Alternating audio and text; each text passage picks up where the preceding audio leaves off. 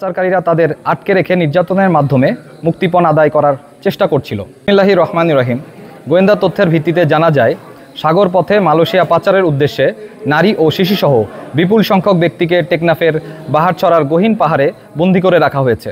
প্রাপ্ত তথ্যের ভিত্তিতে 18 সেপ্টেম্বর 2025 তারিখ বৃহস্পতিবার সন্ধ্যা 6টা হতে রাত 10টা পর্যন্ত বাংলাদেশ কোস্টগার্ড এবং নৌবাহিনী কর্তৃক একটি যৌথ অভিযান পরিচালনা করা হয়। অভিযান চলাকালে কোস্টগার্ড ও নৌবাহিনীর সদস্যরা উক্ত পাহাড়ের চূড়ায় পাচারকারীদের গোপন আস্তানা হতে পাচারের উদ্দেশ্যে বন্দী থাকা নারী ও শিশুসহ 66 জন ব্যক্তিকে উদ্ধার করে। উদ্ধারকারীদের জিজ্ঞাসাবাদে জানা যায়, কয়েকটি সংঘবদ্ধ পাচারকারী চক্র বিদেশে উচ্চ বেতনের চাকরি, সুবিধাজনক কর্মসংস্থান, উন্নত জীবনযাপনের স্বপ্ন, অল্প খরচে বিদেশ যাত্রা এবং বিনা অর্থে প্রেরণ করে পরবর্তীতে কর্মস্থলে কাজের মাধ্যমে খরচ পরিশোধের সুযোগের প্রলোভন দেখিয়ে টেকনাফ সহ দেশের বিভিন্ন এলাকা থেকে বাংলাদেশি ও রোহিঙ্গা নাগরিকদের মালয়েশিয়ায় গমনে উদ্বুদ্ধ করে টেকনাফের গহীন পাহাড়ে গোপন আস্তানায় জিম্মি করে রেখেছিল।